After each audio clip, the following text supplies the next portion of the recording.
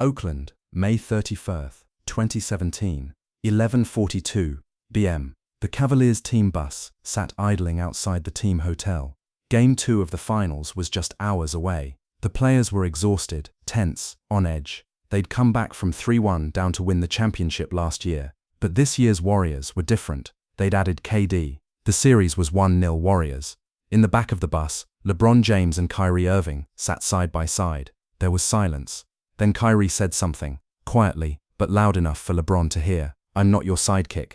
LeBron turned, looked at Kyrie. "What did you say?" Kyrie repeated it, louder this time. "I'm not your sidekick. This is my team. You're on my team." LeBron's face changed, and the next 47 seconds became one of the darkest moments in NBA history. What happened in those 47 seconds has never been fully told. Parts of it leaked over the years. Whispers, rumors, fragments shared by people who were there. But the complete story, the full truth about what was said and what happened on that team bus in Oakland on May 31st, 2017, has remained one of the most closely guarded secrets in professional basketball until now.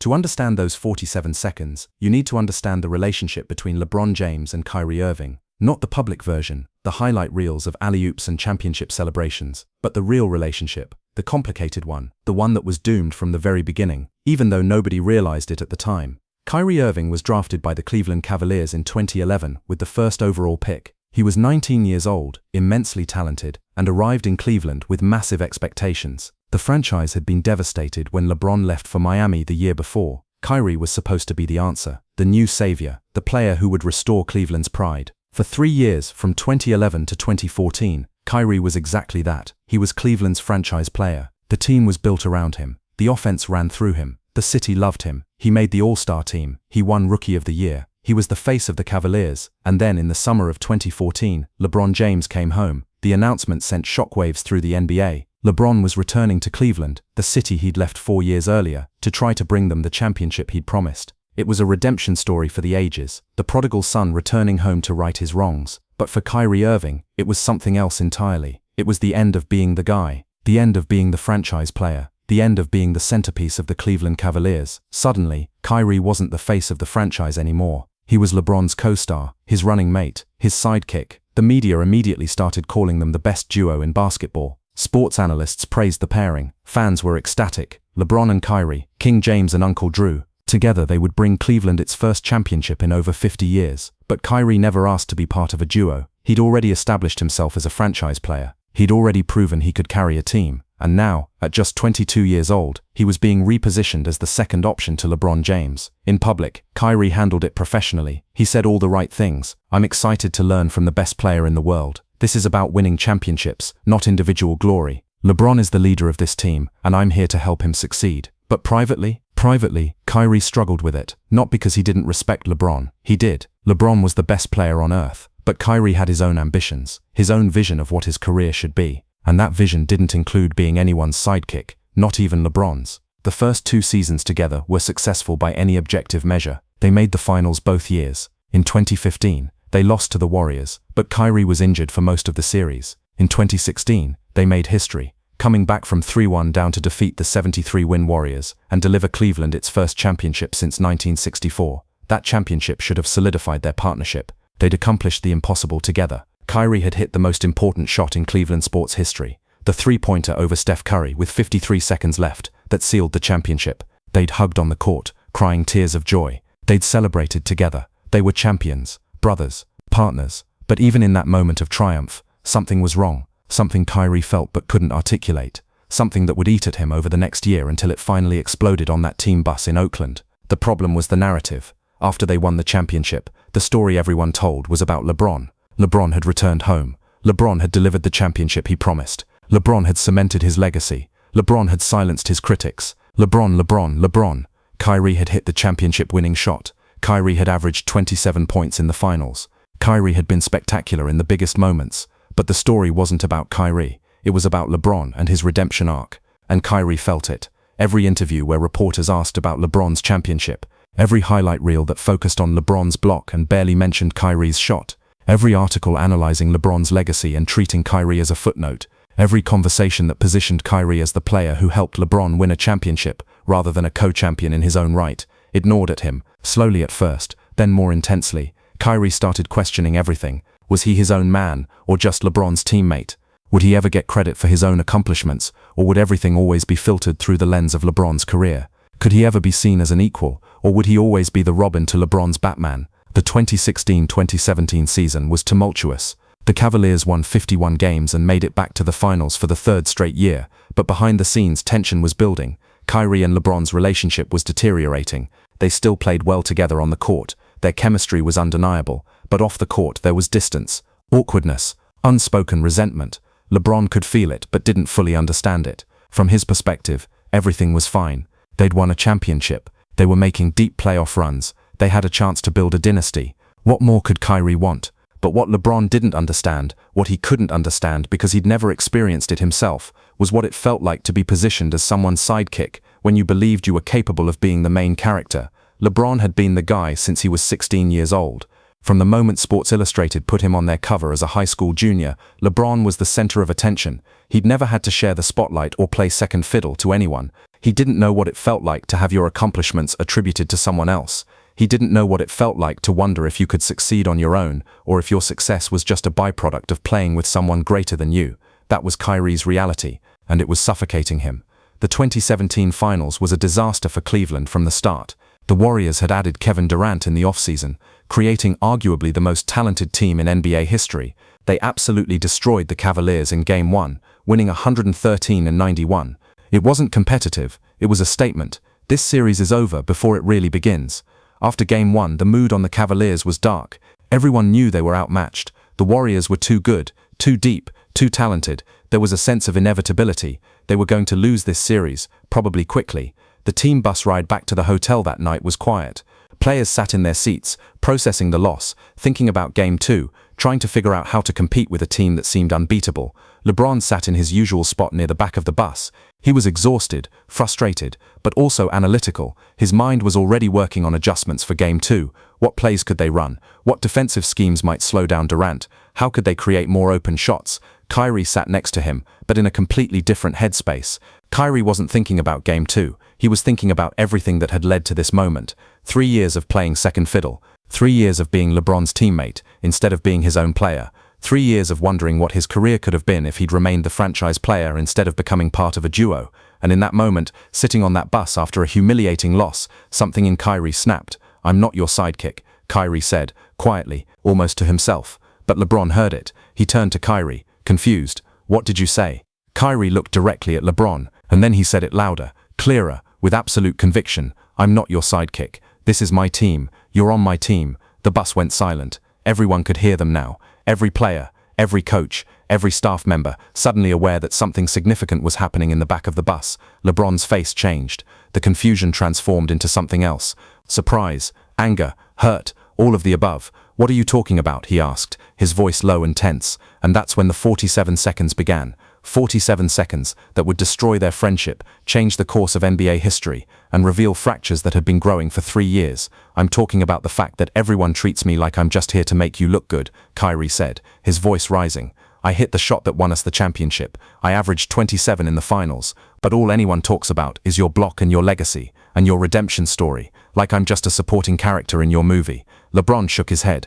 "Kyrie, man, nobody thinks that. You're an all-star. Everyone knows how good you are. We won that championship together." "No," Kyrie interrupted. "You won that championship. I was just there. That's how everyone sees it. That's how history will remember it. LeBron came home and saved Cleveland. Where do I fit in that story, Bron? Am I just a footnote?" "That's not fair," LeBron said, his voice harder now. "I've always given you credit. I've always said we couldn't have won without you. But yeah, I'm the leader of this team. That's just reality. That's how it works. Maybe I don't want it to work that way." Kyrie shot back. "Maybe I don't want to be your teammate. Maybe I want my own team. Maybe I want to prove I can win without you." The words hung in the air. Everyone on the bus was silent, pretending not to listen, but absorbing every word. LeBron stared at Kyrie for a long moment, and then he said something that, according to people who were there, crossed a line, something that made the situation irreparable. "You think you can win a championship as the guy?" LeBron asked, and there was an edge to his voice now, not quite mocking but close. "Kyrie, you're amazing, one of the most talented players I've ever played with. But there's a difference between being talented and being the guy. You know how I know, because you were the guy here for 3 years before I came back. And what happened? You didn't make the playoffs once. Not once." Kyrie's face flushed. That was the wound. the insecurity he'd carried since LeBron returned, the question he asked himself in dark moments: could I actually lead a team to a championship on my own, or do I need LeBron? That team was trash, Kyrie said defensively. We had no supporting cast, no coaching, no front office. You can't judge me on those years. I'm not judging you, LeBron interrupted. I'm telling you the reality. Being the number one option on a championship team is the hardest thing in basketball. It's not just about talent, it's about leadership, consistency, making everyone around you better, carrying the pressure every single night. You think you're ready for that? Because I've done it. I know what it takes. And yeah, maybe I don't think you're there yet. The silence after those words was deafening. LeBron had essentially said what Kyrie feared most, that he wasn't capable of being the guy, that he needed LeBron, that his success was dependent on playing next to someone greater than himself. Kyrie stood up. His fists were clenched. For a moment it looked like he might actually take a swing at LeBron. The whole bus tensed, but Kyrie didn't swing. Instead, he said something that everyone on that bus would remember for the rest of their lives. I'm gone, Kyrie said, his voice shaking with anger. After this season, I'm gone. I don't care where I go, as long as it's away from you, because I would rather fail on my own terms than succeed on yours. Then Kyrie walked to the front of the bus, sat down in an empty seat far from LeBron, and didn't say another word for the rest of the night. The 47 seconds were over, but the damage was permanent.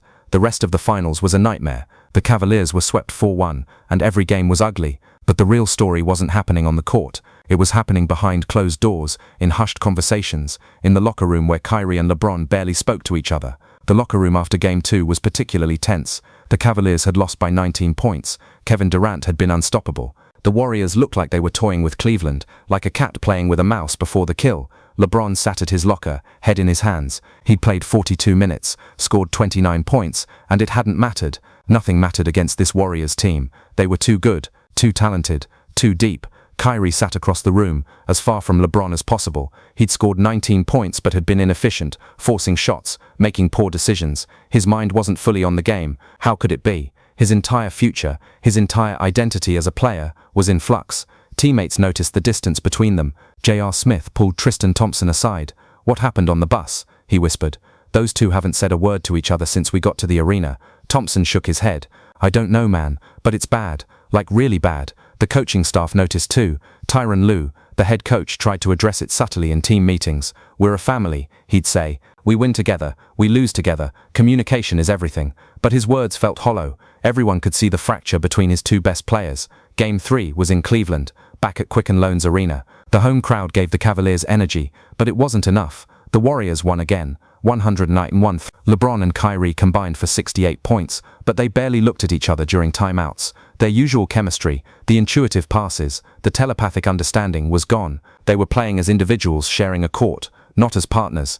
After Game 3, Kevin Love, the third member of Cleveland's Big Three, tried to mediate. He invited both LeBron and Kyrie to his hotel room. "Look, I don't know what happened between you two," Love said, "but we're still in the finals. We've got a chance to compete, but not if you're not talking."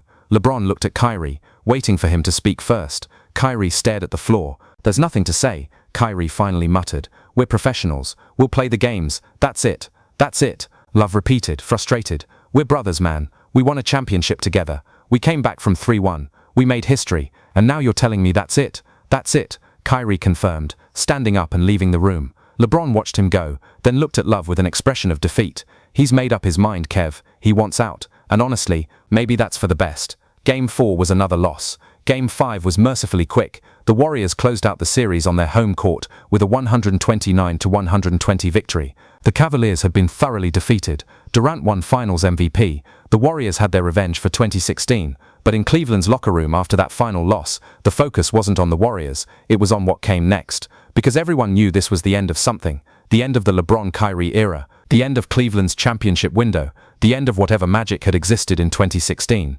LeBron showered, dressed, and left the arena without speaking to media. Kyrie did his exit interview and gave curt, professional answers. They didn't acknowledge each other, didn't say goodbye, just left. The next day, Kyrie's agent called the Cavaliers front office. The message was clear: trade Kyrie Irving. He wants out. He wants to be the number one option somewhere else. This situation is irreparable. By the time the series ended, everyone in the organization knew. Kyrie wanted out. He told the front office. He told his agent. He told anyone who would listen. He wanted to be traded. He wanted his own team. He wanted to prove that he could be the guy. The Cavaliers tried to convince him to stay. Management met with him multiple times over that summer. Dan Gilbert, the team owner, flew to meet Kyrie personally. He offered everything.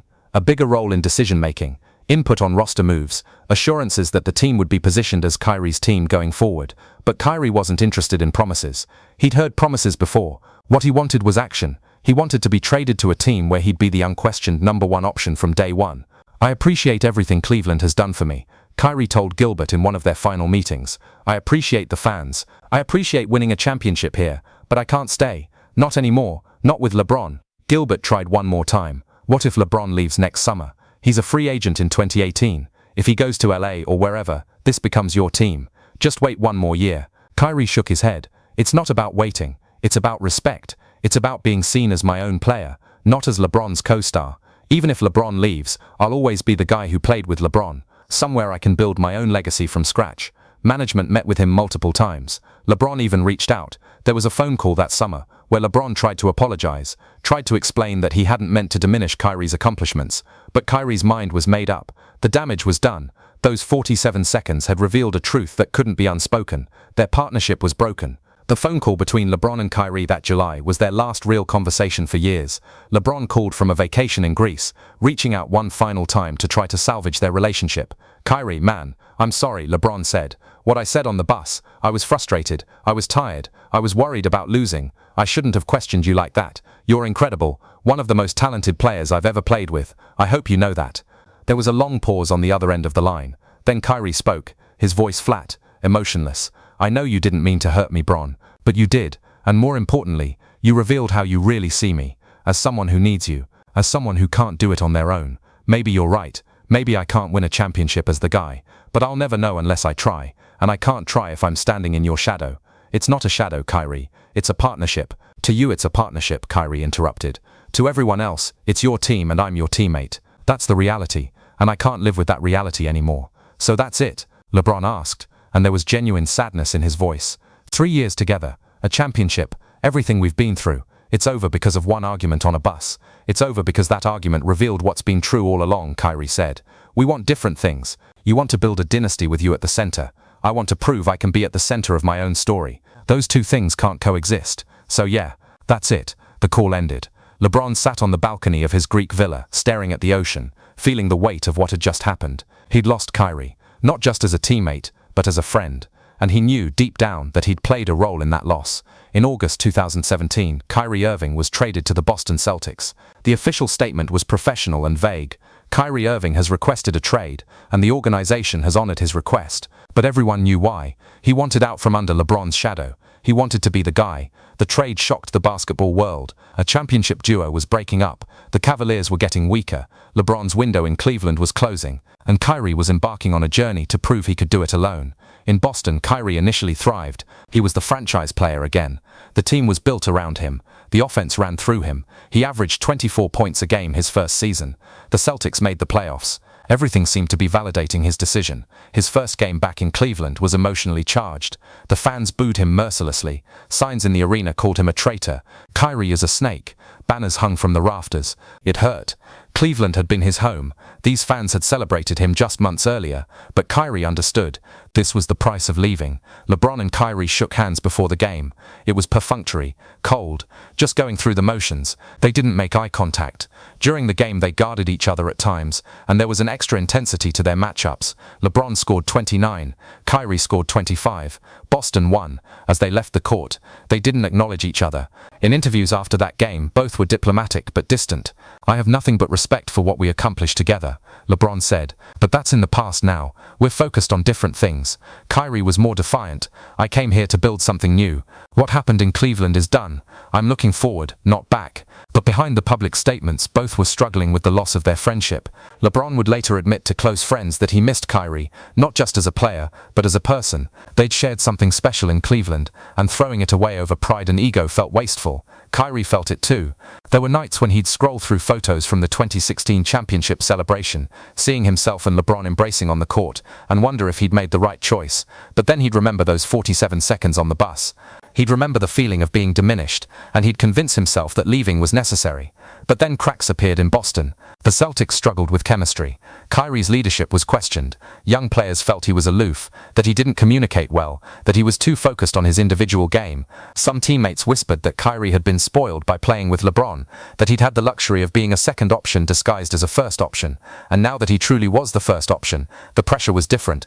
The media scrutiny intensified. Every loss was analyzed through the lens of, can Kyrie lead a team? Every conflict with teammates was evidence of his inability to be the guy. Analysts who had once praised his talent now questioned his leadership, his decision-making, his temperament. During the 2018-2019 season, Boston had a team meeting where some of the younger players confronted Kyrie about his leadership style. According to reports that leaked later, Jason Tatum, then just 20 years old, asked Kyrie directly, "Do you want to be here? Because sometimes it doesn't feel like you want to be here." Kyrie was stunned. He'd left Cleveland specifically to be the leader, to be the guy everyone looked up to, and now his own teammates were questioning his commitment. "I left LeBron for this?" Kyrie thought to himself in that moment, to be questioned by 20-year-olds about my leadership. The Celtics made the playoffs but underperformed. They lost in the second round to the Milwaukee Bucks. Kyrie shot poorly in the series. His body language was terrible. After one particularly bad loss, cameras caught him sitting on the bench, looking defeated and isolated, while his teammates talked amongst themselves without including him. Kyrie's relationship with his teammates became strained. The chemistry that should have developed never materialized. And then, in the summer of 2019, Kyrie left Boston to join the Brooklyn Nets. Another fresh start, another chance to prove he could be the guy. But in Brooklyn, the same patterns emerged. Kyrie dealt with injuries. The team struggled. He had conflicts with management. He sat out games for various reasons. The championship he'd left Cleveland to pursue remained elusive. Meanwhile, LeBron had left Cleveland too, joining the Lakers in 2018. And in 2020, he won his fourth championship, his first with Los Angeles. Once again, LeBron had proven he could build a championship team wherever he went. Once again, LeBron's legacy grew, while Kyrie's remained unfulfilled. The question that haunted Kyrie, the question that had driven him to demand that trade back in 2017, remained unanswered. Could he win a championship as the guy? Years passed. Kyrie bounced from Brooklyn to Dallas. He remained incredibly talented, capable of breathtaking performances. But the championship eluded him. The validation he sought, proof that he could do it without LeBron, never came. In interviews over the years, both LeBron and Kyrie have been asked about their relationship and the events of two. Both have been diplomatic. LeBron has consistently praised Kyrie's talent and downplayed any rift. Kyrie has been more cryptic, sometimes suggesting there were issues, other times saying their relationship was misunderstood by the media. But neither has told the full story of what happened on that bus. The 47 seconds have remained a secret, known only to those who were there, until a documentary released in late 2023 finally shed light on that night. Several former Cavaliers players and staff members, speaking anonymously or on condition that their interviews wouldn't air until specific conditions were met, finally revealed what happened. "It was brutal," one player said in the documentary. "I'd never seen anything like it. These were two guys who loved each other, who'd won a championship together, who'd been through everything together, and in 47 seconds, it all fell apart. Everything they'd built, everything they'd accomplished, it didn't matter anymore. The relationship was destroyed." Another player added. The worst part was that they were both right. LeBron was right that being the guy is harder than Kyrie realized. But Kyrie was also right that he deserved his own opportunity to try. They were both right, but they couldn't see it because they were hurt and angry and proud. A coach who was on the bus that night said, "LeBron said something he shouldn't have said. Kyrie said things he shouldn't have said. It was like watching a marriage end in real time. And just like a marriage, once certain words are spoken, you can't take them back. You can't unhear them. The trust is broken." The documentary also revealed something else. LeBron and Kyrie hadn't spoken directly to each other in over 5 years. Despite playing against each other multiple times, despite crossing paths at events and functions, they'd maintained a cold distance, polite in public, but avoiding any real interaction. But then, in early 2024, something changed. According to sources close to both players, LeBron reached out to Kyrie, not through an agent or manager, but directly. A text message that simply said, "Can we talk?" They met at a private location in Los Angeles, just the two of them. No cameras, no mediators, no witnesses.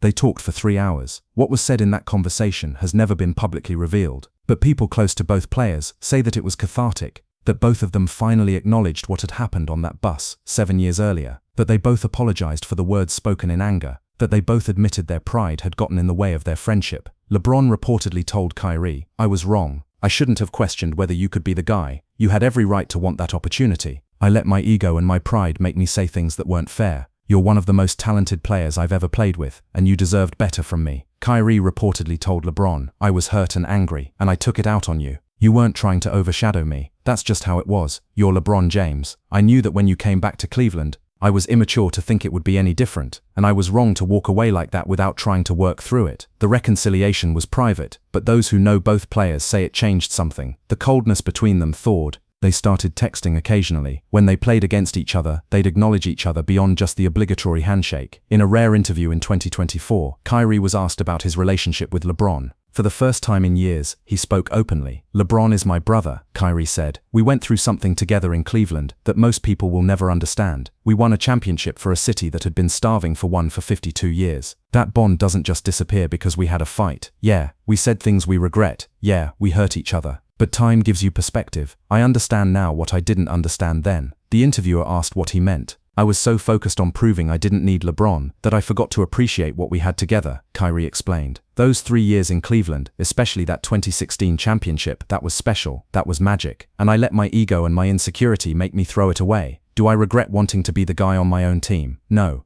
I had to try. I had to know. But I regret how it ended. I regret those 47 seconds on that bus. LeBron, in his own interview shortly after, was asked the same question. Kyrie is one of the most talented players I've ever played with, LeBron said. What happened between us was complicated. We were both trying to figure out our own paths, our own legacies. And sometimes when you're both trying to be great, there's friction. I said things I shouldn't have said. I questioned him when I should have supported him. I let my need to be right get in the way of understanding what he needed. I regret that. The interviewer pressed. Do you think you two could ever play together again? LeBron smiled. Never say never. But honestly, it's not about that anymore. It's about respecting each other as men, as players, as brothers. We went through a war together in Cleveland. We came back from 3-1 and won a championship that people said was impossible. Nothing can take that away. Not a fight on a bus, not hurt feelings, not 7 years of distance. That bond is permanent. The story of those 47 seconds is ultimately a story about pride, ambition, and the complicated dynamics of greatness. Two incredibly talented players, both with enormous egos and aspirations, both wanting to be recognized as the best, put in a situation where only one could be the alpha, only one could be the guy. In retrospect, it was always going to end badly, not because they didn't respect each other, they did, not because they couldn't play together, they could, brilliantly, but because Kyrie needed to know if he could do it alone, and LeBron couldn't understand why someone would walk away from a winning situation. Both were right,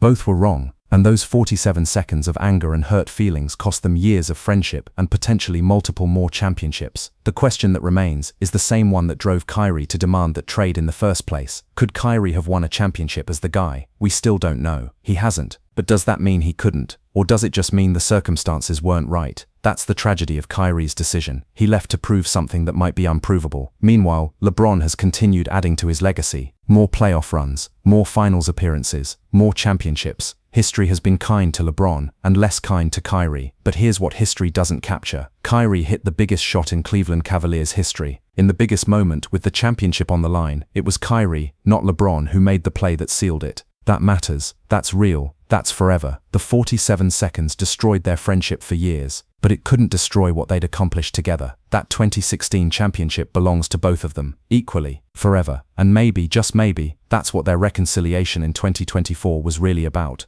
Not pretending the fight didn't happen, not erasing the hurt, but finally acknowledging that despite everything, despite the anger, despite the pride, despite 7 years of distance, what they did together in Cleveland was bigger than both of them. The 47 seconds revealed the cracks, but the championship revealed the bond. And in the end, maybe the bond was stronger than the cracks, or maybe not. Maybe the cracks run too deep. Maybe some things, once broken, can't be fully repaired. Only LeBron and Kyrie truly know, and they're the only ones who ever will. But this much is certain. Those 47 seconds on a team bus in Oakland on May 31, 2017, changed everything. They ended a partnership that could have been legendary. They sent two players on diverging paths. They created questions that remain unanswered, and they serve as a reminder that even the strongest bonds forged in the fire of championship competition, can be destroyed in less than a minute by words spoken in anger. 47 seconds. That's all it took. And basketball has never been quite the same.